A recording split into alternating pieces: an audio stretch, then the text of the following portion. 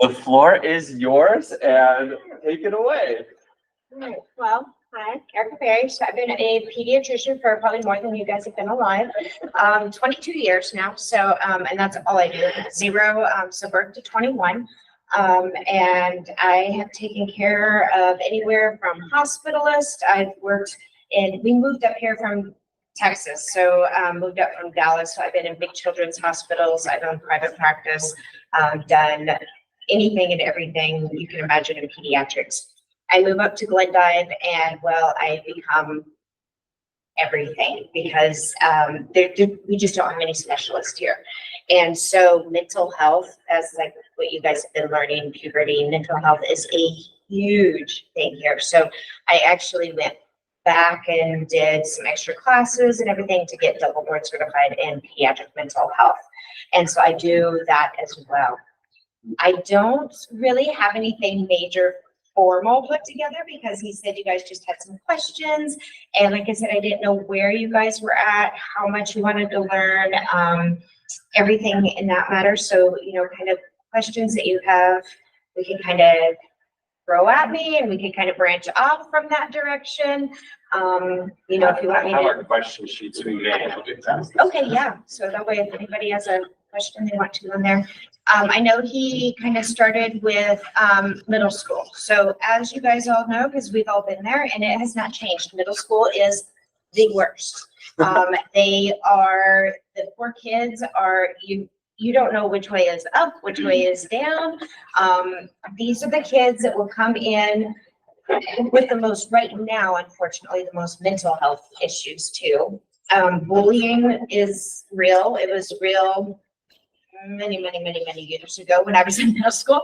And it's extremely real now. And I think it's even worse now. And so that in itself can cause a lot of mental harm. And these kids, because of development. And as you guys know, and each of you guys developed at different stages. I mean, you could be in the 6th grade and look like you were in the 3rd or 4th grade because you haven't hit puberty yet, and you're short and you're tiny, and everybody thinks, it's like, what is this little 6-year-old doing in our class? Or you could be the kiddo who's already hit puberty and you're already standing, 5'10", and if you're female, you're already like a C cup and you've started your periods and everybody's looking at you like you're weird, and boys' voices are going up and down, and it's just an awkward time for middle school. It really is. And then you throw in, that's where who's going to be most popular, who's going to be the weird kid, and that's where cliques begin. And it becomes a very big mental challenge for middle schoolers. So one question he had asked is, as teachers of middle schoolers, how do you help these kids? I get this question a lot. A lot of the schools here, the middle school, I spoke with Strivites, I spoke with the superintendent of the school. It's like, what can we do to help? And, unfortunately, the times are changing. And are you guys going into education? Is that what you guys are thinking? Not everyone, but it's some. an education course. Okay. Like Half or so. Okay. So whether some kind of health, education, whatever. And unfortunately, as you guys are seeing, times are changing very rapidly, and it's going to make it a lot harder for development.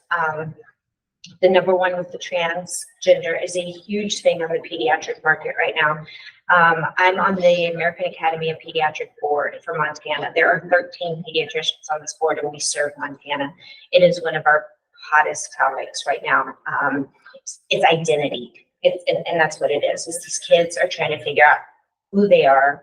Some of them with the furries, and I'm not telling you guys anything you don't know. I mean, everybody knows about these things, who they are, what they are. And then as educators, as adults, as mentors in their life, how do we help them with this? Mm-hmm. And it's a huge topic. And because some people are like, absolutely no way, we're not supporting this. This is a whole mental game. They're playing games. They're, and then there's others that are like, no, this is a true thing. We've got to be able to help them. Everybody deserves education. it's a hard ride on the fence, and especially when you're trying to be professional, because you have your own personal opinion. And then you have your professional, and it's really hard to stay professional when it comes to this. So keeping in mind that these children are going through a lot of these stages, that you can look at, that you guys, their body is changing, their mind is changing. So you kind of keep that into mind too, as put yourself back as to where they were. And it's all about identity. Everybody's trying to figure out who they are. And as time changes, it gets more complicated, because things back 30 years ago, when, oh God, no, that's a lot longer than 35 years ago, I was in middle school. I think that 30 years ago, I had already graduated high school. Everything, you were just trying to figure out, boy, girl, he's cute, she's cute. Ooh, they still have cuties. They don't, it's a whole different scenario right now. So it's really hard. And unless there's specific questions that you guys have that I might be able to help, it's a whole different world as far as that realm goes. So middle school, helping get through that development. I guess the biggest thing I could tell you, and we tell the teachers, is treat them individually. Listen to what they have to say. That's the best place. When kids come into my office, I listen. If I know that they're coming in, they're a middle schooler and they're coming in for depression, anxiety, bullying is, I swear, worse now than it was ever, is to listen. And if it means closing your door after they leave, class is over, and you talk to them, if it means you become a nurse and you're sitting at their bedside table and they're crying and you're trying to figure out why, is to listen. And listen without the parents in the room. Wasn't that long ago, you guys were middle school, high school, and how much do you think in your head, but you do not say it loud because mom is sitting right next to you? So that right there, you will get the most answers and the respect and the trust without a parent there. Will you make some parents mad? Yeah. And I've asked them, little Susie's 11 years old now. It's time, she wants to talk to me alone, and it's okay. So if you have concerns, let's talk. All right, mom, step outside and let's talk, because they're going to change their story a whole 180 from what they just told you when mom was sitting next. So I just probably going to ask more questions than anybody. No, I really don't definitely. teach y'all. You guys interrupt me, please. Yeah. Let's just little Susie's situation you just brought up. How often do you find parents are the problem? Right, because I can see that being the primary instance in which Susie changes her story is because her story around her parents is trying to abate them. And her story without her parents is likely more honest, still probably has moments of rhetoric within it, but she's how often are the parents the primary issue? I would say now, and again, that has changed over the years, over the 22 years, that has changed. It used to not be as much. But I would say a good probably 60% of this age group, 60% are the parents. My nurse learned a great term when I walked out of the room. She said, "So what's wrong with that kid?" I said, "Nothing. The kid's great. They need a parenectomy." Surgical. And she just kind of looked at me for a while. She was a new nurse, bless her heart. Later, she caught on. She goes, "Oh, parenectomy." Yeah. So, the kids try to obey the parents. For one, they're trying to be good. They're trying to listen to them. Two, they're trying to follow the rules. And three, they don't want them to know what's going on in their mind, in their school, and their friends. Or it's the opposite. And nowadays we just have parents who don't care. And so they are busy doing their own thing. I've raised Susie. She's 11. She knows how to make her own cereal. She knows how to make her own sandwich, and she can do her own thing. And I've got to work, and I've got to do this. And they just don't care. There's a lot more single parents nowadays. There's a lot more, both parents work. Mom's not in the home. So kids are at home by themselves a lot more. So a lot of things happen and the parents don't know about it. So when the parent's sitting there The kids are usually pretty quiet. You ask questions and it's a, kind of thing. It's a very quiet thing, or I don't know, or yeah, no, oh, I'd never, or the parents speak for them. That's always my favorite. Oh, she would never do that. Oh, she would never say this. Oh, she's a straight A student, and you could just see the look on their face. And they're like, okay, yeah. You have mom walk out the room, and then I'm like, now do you want to tell me what's really going on? And the first question I usually get is, you can tell my mom? No, I'm not. Unless it's something harmful, you're harming yourself. Yes, honey, I have to tell your mom. But no, I'm not. So yeah, parents is a huge one. That's why I get moms or dad, whoever's there together. We get their information together, and then I kick them out if I'm having that discussion with them. So this is our bottom question on the question form. Mhm. What's the biggest piece of advice you'd give to parents, if you could tell them anything? I mean, it's probably case by case, obviously, but Yeah, the biggest advice is kind of like what I gave you guys. Listen to them. All these kids, and nowadays we've had, and maybe it's time changing, it's up here. We have a lot of foster kids. We have a lot of kids who should have been foster kids. We have kids who have lived through mental abuse, physical abuse. They've witnessed it.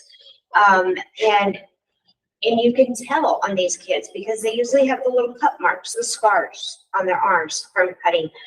And the parents just want to know why. Why is my child like this? And the best advice I could ever give is, have you ever just sat down and listened to them?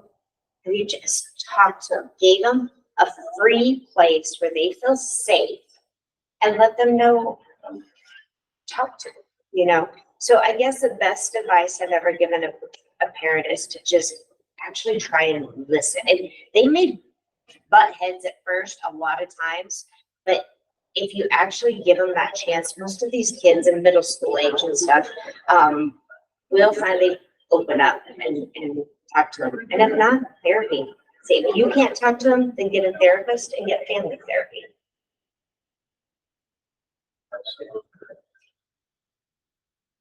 well, y'all, let's keep going with questions, I think. I mean, I know you have lots that we could learn I was from. gonna say, I know there was So, but something on there about ADHD Oh, and yeah. medication. So yeah, so what do you guys want to know? I could go off on a tangent on a lot of things because I love kids and but what are some things that you guys want to know? Younger kids, middle school kids, high school kids, your age kids, not kids, young adults.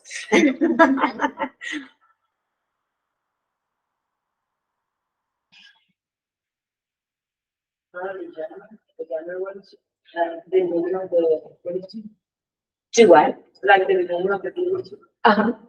and I mean, if I was a parent, how I can identify that someone is just starting, like this kind of attitudes that they have or physical changes. Okay. So usually, puberty kind of starts around age 11. But we are seeing a lot earlier. We are seeing now like 8 to 9, especially girls. And so what you look for, say, we'll start with girls. One, moodiness. They cry over everything. Everything's wrong with the whole world. They fight with their siblings extra. They fight with their parents extra. They're very sassy. They're very, don't talk to me. I don't want to. So theirs is more mood because it's the estrogen. And so they just become that. And then you start seeing some of the physical characteristics, and they tend to hide because, most girls, it's like you start developing breasts, but you're just kind of like a little bit that you're not there. So they wear more bulky shirts and stuff like that. So those are kind of the first symptoms, but you see more mood and more sassiness with girls. And so this can sometimes get when teachers are like, they're not paying attention. Maybe they're focusing, or maybe they get more sad. The young girls tend to get more anxiety, depression. So they'll be the ones that kind of just stare out the window and like this. So then, of course, the teachers or the parents are like, something's wrong with them. I think they're depressed. I think they're, and they're pushing through. And you're like, yeah, no, they're just going through puberty. And then they're like, one minute they love you and they want to sit on your lap and mommy, I'm still your little girl. And the next they're like, I hate you. Why did you bring me into this world? So those are the big girl ones. Boys get mean because they get this testosterone rage. And all of a sudden they think they can defeat the world and nobody else can defeat them. And so they get very angry and they don't know how to handle their anger. And so they throw things or they kick or they hit. And some boys are worse than others. Not all will go through this, but they all have that more anger because it's a testosterone rage. And then the big tall tale is their voice will go up and down. And what goodness, and this goes down. And then all of a sudden they're like this, like this. And it makes it tough for them because bless their hearts, they get laughed at or they get, because your voice is 20 pitches up to here and then down here. And then they have a big growth spurt. That's when boys finally, because girls are always taller, bigger than boys up till about 11, 12. And then all of a sudden those boys will go and then they shoot up. So those are kind of the tall tales of about when you're getting it as far as mood. And so that's, again, some of the things with the teachers and synonyms. The girls are depressed and the boys are defiant. This child has ODD. They'll put them on risperidone or something. It's like, no, they're not oppositional defiant disorder. They're just got a big testosterone rage and their head's this big. They're boys. And so, yeah, those are kind of, that kind of answer. Yeah. So like as a doctor, you have the parents who come in with their prepubescent or pubescent little teenage kids and they're having anxiety and depression and those kind of things. And like you tell them like, yeah, they're going through puberty. This is normal. What if the parent goes to a teacher and starts complaining about like my kid's coming home anxious and sad and I can't control their mood swings? What do you do as a teacher in that stance? So as a teacher, then it is a little bit harder. And I have found a lot of teachers are learning more about ODD, ADD, ADHD. Some of them are very good. Some of them are, everybody has ADHD, go see your doctor right now. Everybody has ODD, go see, or they need to go to special ed, or they need this or this. So again, knowing, okay, I'm going to be a 6th grade teacher. You're going to see a lot of this, okay?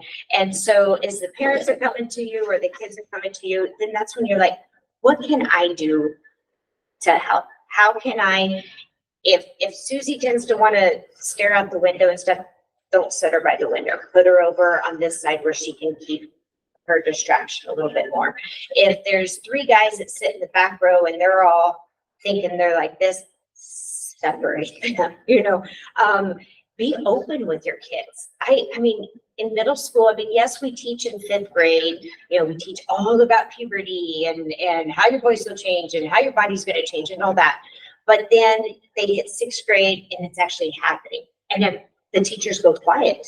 It's like they know it's coming because they learned that in 5th grade, but in 6th and 7th grade, nobody wants to talk about it. Well, because your 5th grade teacher told you about it. So I think being open with them, talking to the parents also, saying, okay, what your doctor said is right. And these are some ways that we can work on things. Sometimes if it's just the guys are getting kind of rowdy, you get up and get creative with some exercises or some different things that you could do in your classroom. And like I said, come up with some talks like this. Say, okay, everybody in this room is going through the same thing right now. We've got crying, we've got angry, we've got everything. That's what I love about that little new cartoon that's coming out, the Inside Out. They've got anxiety, they've got ADD, they've got depression, some of those things.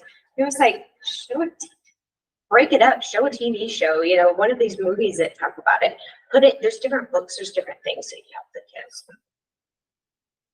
I think to follow up on Valerie's question, so I used to be a 7th grade English teacher, and I was the teacher, and you please feel free to correct me. Like, that's why I wanted you to come in, is I've never actually, as a teacher, had the opportunity to talk with a pediatrician, and I wish I had. I was always more, like when I was in middle school, I was the kid that was always told by teachers, my parents were told by teachers, you need to go get Nick checked out for ADD. He can't sit still. yet I kind of knew what I was doing. I was bored, I was silly, and I think my parents knew that, so we never went in. Yeah. And so I think I adopted sort of as a teacher later on, this mindset of like, yes, ADD is in my classroom, but some of these kids just can't sit still. It's not ADD, they're just boys being 12 and 13. How do you make that distinction? How do you go, this is a diagnosis, we're gonna put them on Adderall? Or whatever, you know, Right, whatever yeah. medication you think, Yeah. and this kid just might just need to eat a bigger lunch, so it's not so hungry, it's Yeah. early, you know, like, Right, yeah, like, it's just, how do you make that determination in a diagnosis? So there are actually diagnosis forms. They're the NICQH forms. So we actually do have medical standardized researched forms that teachers fill out, parents fill out, and then we score them off of that. So we have the measurements. We do have the research based. Then we also have I talk to the kids, and my students can tell you, they sit there and they listen. I will sit and talk to the kids and ask them questions. And I am horrible ADHD. Most doctors, nurses, a lot of teachers, people who have to do a lot of things at one time are ADHD. And there's nothing wrong with it. We've had ADHD out 40 years. And then all of a sudden somebody decided, let's start drugging children so they sit still in a classroom, you know? And so there are some kids who most definitely, they just absolutely need it. But we use the guidelines. We ask about it. A lot of these kids are super smart. And we're like, are they being challenged? I've noticed ADD, ADHD, autism have skyrocketed. The numbers have gone through over the last 15 years. And it's like, what? We spent a month in Europe and I spoke to a pediatrician there. They don't have ADD. They don't have ADHD. It is in our food. And I will tell our parents, I will tell parents this, a lot of it is in their food. Like you said, what did you feed your child for breakfast this morning? Oh, they ate Pop-Tarts and Cinnamon Toast Crunch and everything. So they're sitting in class wired on sugar, you know, and then all of a sudden they crash. And then now they're just like, I don't want to pay attention. I have no energy. My sugar burst went down. And so a lot of it is what we eat and boxed food and all the preservatives and everything. So we're seeing a lot more of that. And then ever since they did the No Child Left Behind and everybody gets pushed through, the poor teachers are trying to really work with these kids who are struggling, while these kids who are like excelling, they're just like, I'm sorry, do something on your own. Well, they're gonna act out and they're gonna be jumping up and down and they're gonna be bored out of their mind. And so again, coming up with, and we've gotten some different things to help occupy the mind. I've written many of notes to let them have one earbud in their ear to listen to music to kind of help keep their brain going while they're doing homework. Putting Velcro underneath their desk, so that's that tactile, so they can feel that, so that helps keep the other side of the brain going. Let them actually get up and out of the room. We have bouncy seats that they can sit on. But yeah, I agree. A lot of kids will come into my office and it's like, mom's like, teacher said they have ADHD. And I'm like, no, they don't. He's a 12-year-old boy who is pretty smart because I'm sitting there talking to him and he's bored out of his mind and he's just gone through a hormone rage and he eats crap. And so let's change diet. Let's work on this. What do you do after school? Video games. And so they're not burning any energy or anything. And then they're crammed in a classroom and stuck there for 8 hours a day. So, yeah. so would a ADHD diagnosis later in life probably be more accurate? So you're talking about later adolescence, young adult kind of thing. You're talking about me, Corinne?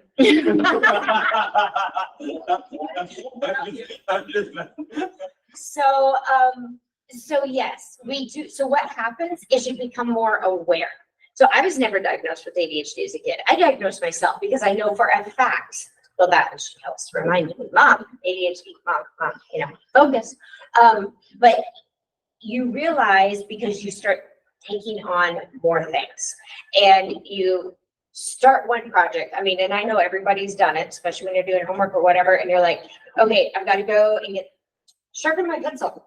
And you're over there sharpening your pencil and you look down and you're like, oh crap, I forgot about it, hand these papers out to people. Okay, let me do this. And you're still carrying around your pencil. And then you're like, oh man, I forgot that coffee. I've got to hurry and do this.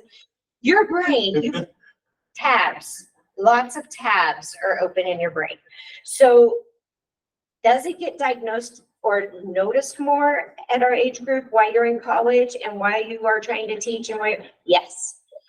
The problem is treating it, because now we look at medications. We have 2 medications to treat this. We have non-stimulant, which only works for the ADD and it helps slow the mind. It doesn't do anything for the body. And we have stimulant, which works for the mind and body. Kids with stimulant, they don't have that addiction ability yet. You can put them on methamphetamines. You can put them on literally Concerta, Adderall. They are amphetamines, methamphetamines. This is what we are giving our children.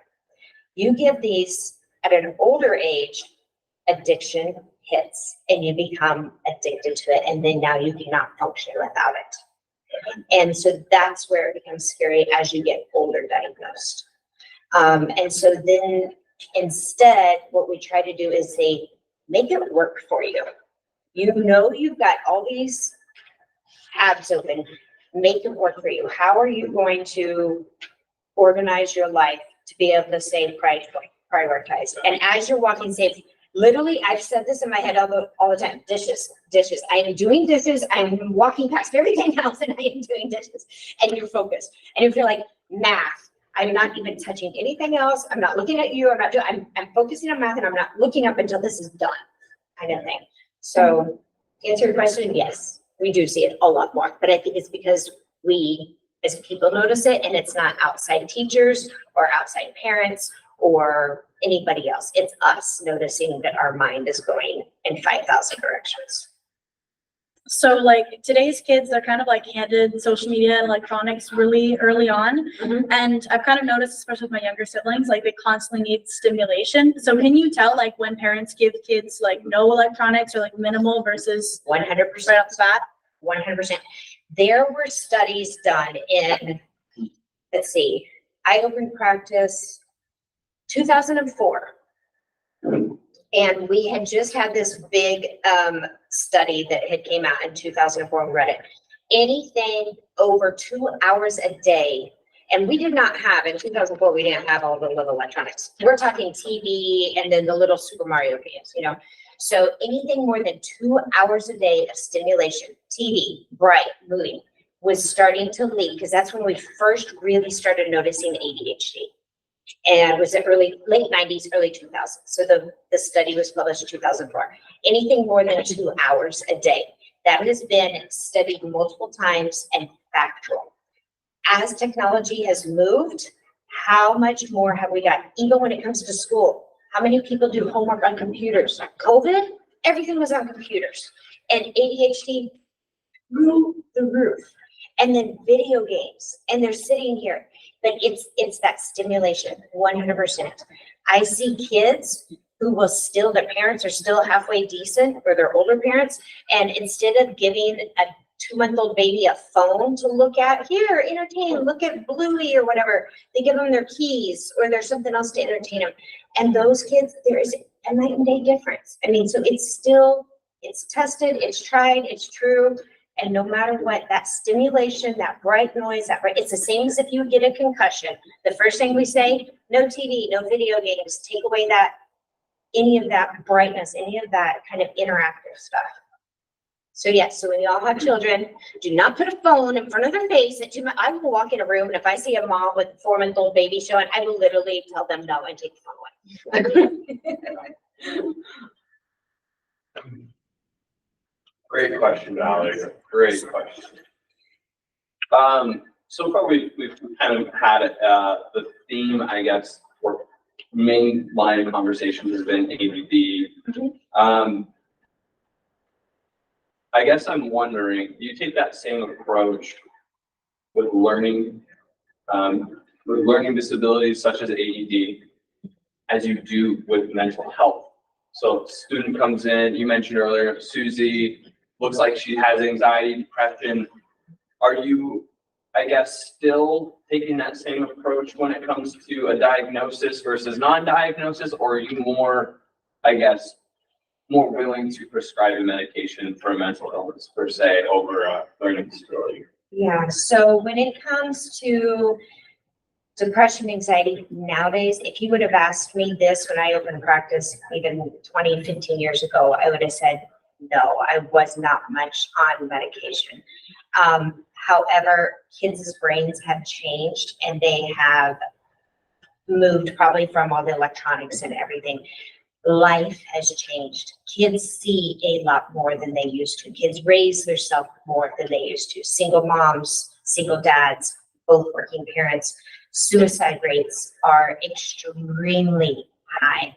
So after getting my double board with the mental health, I do take that one a lot more.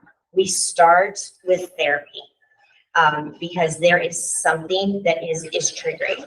And most of the time it comes from two places. It's at home, it's at school. They're getting bullied, they're getting picked on, they're getting something at school.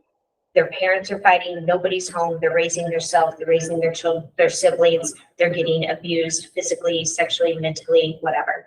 And so the very first thing with those is we find out what is going on. And a lot of times, especially these littles, so we have got 3 amazing child therapists in town that do play therapy. So we can actually start working with these kids beyond this age 3, and they do it through play.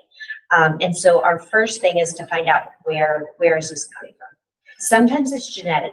Mom's depressed, dad's got anxiety, aunt's got bipolar. I mean, sometimes you're just screwed. You know, the wrong people reproduce with the wrong people, and sorry, kid, you know. But those do tend. I also do a lot of homeopathic stuff too. There's a lot of natural things. So a fact, number one fact, everybody knows about melatonin, making you sleep, and blah, blah, blah, this. There's one called GABA. Look it up. It's your natural transmitter. It's your neurotransmitter in your brain, GABA. Kids and women are very low in GABA, and GABA will cause anxiety. And so my first step, and some boys will get it too, you know, but it's kids, or some men will, but it's usually kids up to about age 13, 15, puberty, after they hit puberty, and women. And so a lot of times I start them out on GABA. It's natural, it's a supplement, and see what happens. And we get them in therapy. And then if there is definitely a for sure sign thing, I see kids come in with the cut marks on their arms, their legs, they're verbally, you know, talking about it, then yes, there are a handful of medications that are lower dosing for anxiety, depression, and I watch them very close. They come in and they see me a lot. They see this therapist a lot. Yeah, because it's real. We are seeing so much more, and it's sad. Our mental health hospitals for kids have waiting lists, and literally we've got 3, 4, 5-year-olds in there. I have got, and I hate to say this, I've got 3 patients right now that the therapist and I both talk about, and I said, she goes, do you have a feeling in 30 years we're going to be on CNN and say, did you know that little Johnny was going to be a serial killer? And we're both going to say, yes, we did. Because it's true. There are some kids that are just, I do. I have some kids, and it's not a parenting thing. I mean, I've got some of the most amazing parents who are trying their hardest, and this kid is just, whatever reason, messed up. What do you do in that situation? I do. That's why I got double Y. So they are on some heavy medication. I try not to, because it remaps the little brain. I mean, you put these young kids on these medications, it totally messes their brain. But there's sometimes you have to. I mean, when he's coming into the parents' room at 2 a.m. with a knife over their head, and the parents have to sleep with the door shut and locked, the kids have to, and they've got cameras, right? You have to do something. And then you try and put them on a waiting list to get into a facility that are just, they don't exist. I mean, or they're full, or they'll keep them for a week or 2 and then they send them back out here in the middle of Glendive, Montana. And I'm like, I don't know what to do with you. What do you do as a teacher in that situation? If you have this kid that is like being violent, and yet like he can't get on tier 3 support, or he can't get this and he can't get that, what do you do in your classroom for that? Unfortunately, a lot of these kids have been dismissed from school because they're picking up chairs, they're throwing it at the teacher, they're knocking out computers, they're hitting other kids. So, we try to work, we do the 504, the IEP, we try to move them to a separate room. We, try timeouts in the hall and everything, but sometimes some of these kids, you just can't. You've got other kids you've got to worry about. I want to touch on that answer a little bit too, Valerie. I know a big thing when I taught in Dickinson.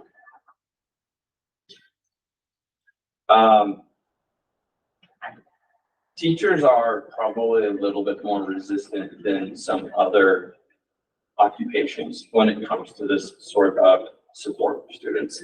I think we were told as a school district that we were going to do what's it called?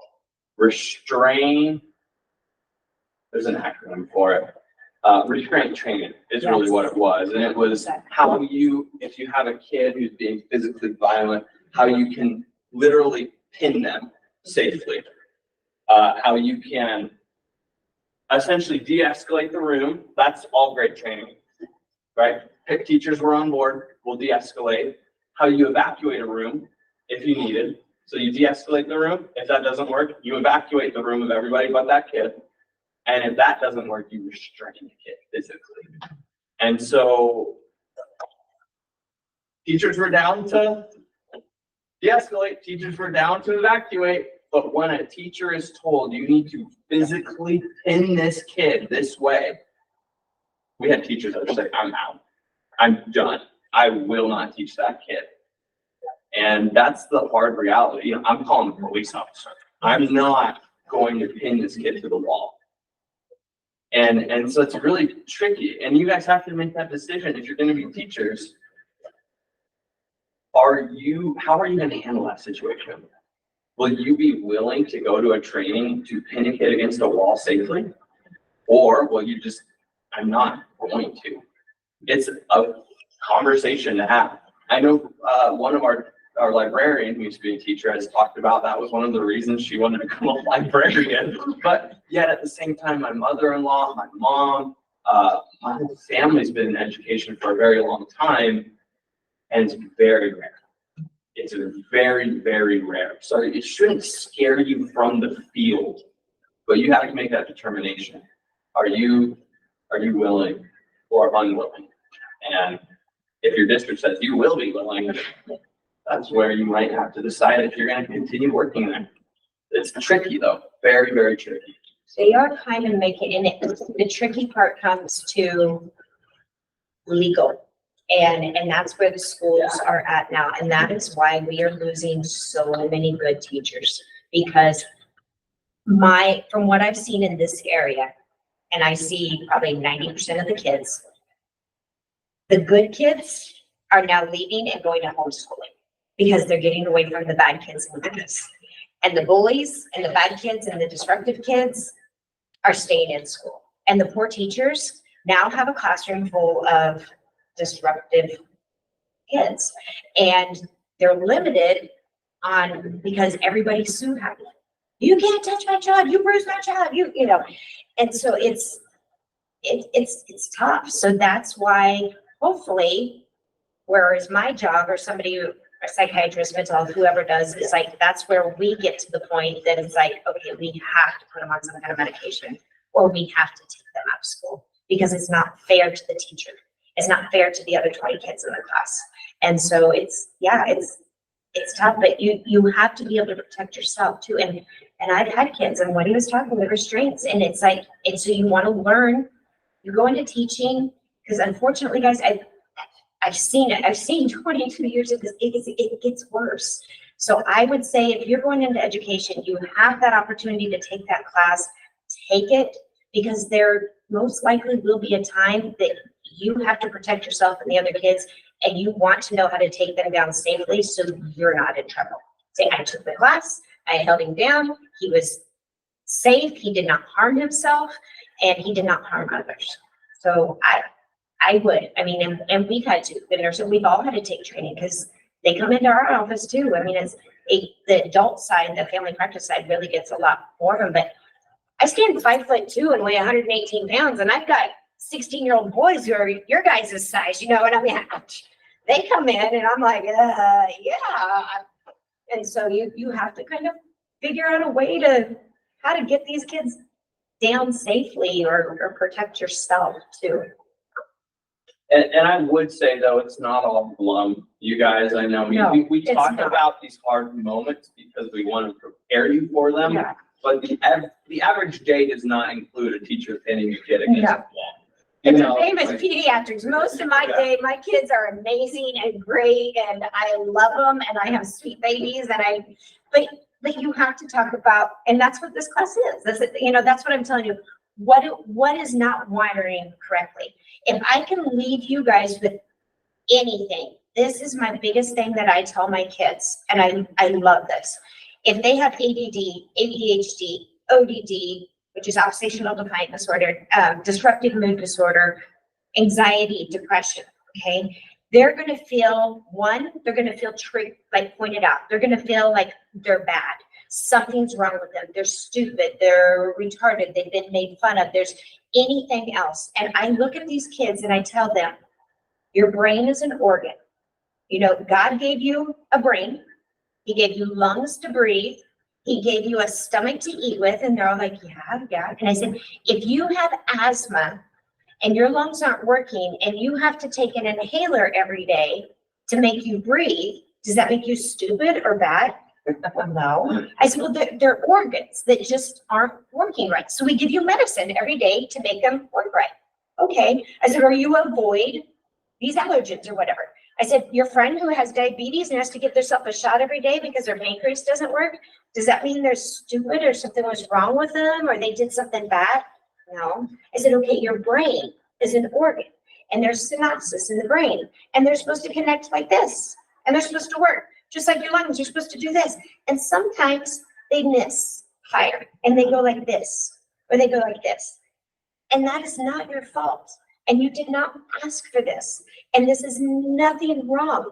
This is an organ in your brain that just doesn't work right. So sometimes we treat this with therapy.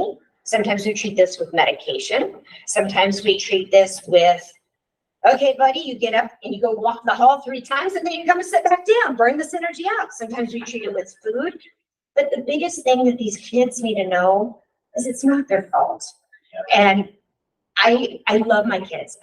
You ask me how many kids I have about 1,500 because I've adopted in so many kids. My patients, my kids when I was up here as a cheer coach, I mean, all the basketball player, everybody there, they could all come to me and I would talk to, and I take every one of them in and you let them know yes, your brain is saying you're depressed, you're anxious, you're stressed, but you're not wrong and you're not bad. Your brain is an organ like any other organ. And so sometimes if you put it like that, it also helps the parents understand too, because so many people think they're faking it. They want attention. It's all in your head. It's a mental illness. It's all in your head. No, it's body illness. It's a physical illness. It's nothing different than asthma or diabetes.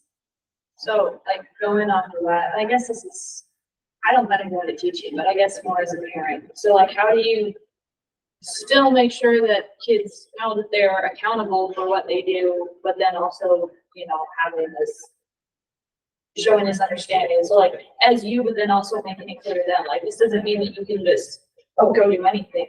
How do you? 100%. So again, they have these issues, but you parent them the same way. Just like if I have a Down syndrome child, I say, you don't baby them. You treat them like any other child. And so parenting, and that you could get me on a whole 2-hour spiel right there, girl. Because I don't agree with some of the parenting techniques that we're doing now. I think kids need choices, but you are still the parent. And this is what's wrong with a lot of kids that we have today. They don't have parents. They don't have rules. They are allowed to go and do whatever they want because it's all about choice. Let them learn, let them choose. And no, you are still the parent. You still set rules, you set guidelines. It doesn't matter if they're depressed, anxiety, completely healthy, normal, ADD, whatever. You can have like a school IEP. You could say, okay, for you, I know we're gonna have a meltdown if you do not get to pick out your clothes. So you get this choice or this choice. Are we wearing pink or purple? You know, and so you give them choices so they still feel like they have power. You're not just telling them what to do. But as a parent, you still 100%, you are responsible for how they are going to turn out as an adult. And so you have to parent with love and logic. I love that program. Look it up as a parent, as a teacher, anything. It's called Love and Logic. There's a lady in one of the churches, Alliance Church. She teaches about Saturdays. It's a wonderful thing for teachers, parents, anything. Love and Logic is a great parenting program. Is it Amy? Amy Hall teaches it? Yeah. Is that right? Yeah. Yeah. So, we've had, she gave you guys scones one time. Oh. So,